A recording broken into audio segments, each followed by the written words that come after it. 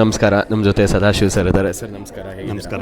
ಚೆನ್ನಾಗಿದೆ. ಇವತ್ತು ಒಂದು ಬುಕ್ ರಿಲೀಸ್ ಆಗಿದೆ, ಲವ್ಲಿ ಬಟ್ ಲೋನ್ಲಿ ಅಂತ. ಸೊ ಎಷ್ಟು ಖುಷಿ ಆಗ್ತದೆ ಅದ್ರ ಬಗ್ಗೆ? ಪುಸ್ತಕ ತರಬೇಕಂತ ಬಹಳ ವರ್ಷಗಳ ಆಸೆ ಇತ್ತು. ಆ ಪುಸ್ತಕ ಬಿಡುಗಡೆ ಆಗಿದ್ದು ಮತ್ತು ಅದನ್ನು ರಾಜ್ಯದ ಮುಖ್ಯಮಂತ್ರಿ ಮಾನ್ಯ ಶ್ರೀ ಸಿದ್ದರಾಮಯ್ಯನವರು ಬಿಡುಗಡೆ ಮಾಡಿದ್ದು ಭಾಳ ಖುಷಿಯಾಗಿದೆ. ಅದನ್ನು ಲೋಕಾರ್ಪಣೆ ಮಾಡಿದ್ದಾರೆ. ಜಯಂತಿಯಂತಹ ಮಹಾನ್ ಕಲಾವಿದಿಗೆ ಅವರು ಎಲ್ಲ ಕನ್ನಡಿಗರ ಪರವಾಗಿ ಒಂದು ಗೌರವ ಅರ್ಪಿಸ್ತಾರೆ ನನ್ನ ಭಾವನೆ. ಆ ಹಿನ್ನೆಲೆಯಲ್ಲಿ ನನಗೆ ಇವತ್ತಿನ ಪುಸ್ತಕ ಬಿಡುಗಡೆಗೆ ಮುಖ್ಯಮಂತ್ರಿಯವರು ಬಂದಿರೋದು ಬಹಳ ಒಂದು ಸಂತೋಷ ಮತ್ತು ಆನಂದವನ್ನು ನೀಡಿದೆ. ಸರ್, ಒಂದು ಲೈನಲ್ಲಿ ಹೇಳೋದಾದರೆ, ಇಷ್ಟರೊಳಗೆ ಎಷ್ಟೋ ಜನ ಲೆಜೆಂಡ್ಸಿದು ಬಯೋಗ್ರಫಿಗಳು ಬಂದಿದ್ದಾವೆ, ಬಟ್ ಈ ಬಯೋಗ್ರಫಿ ಯಾಕೆ ಡಿಫ್ರೆಂಟ್ ನಿಮ್ಮ ಪ್ರಕಾರ?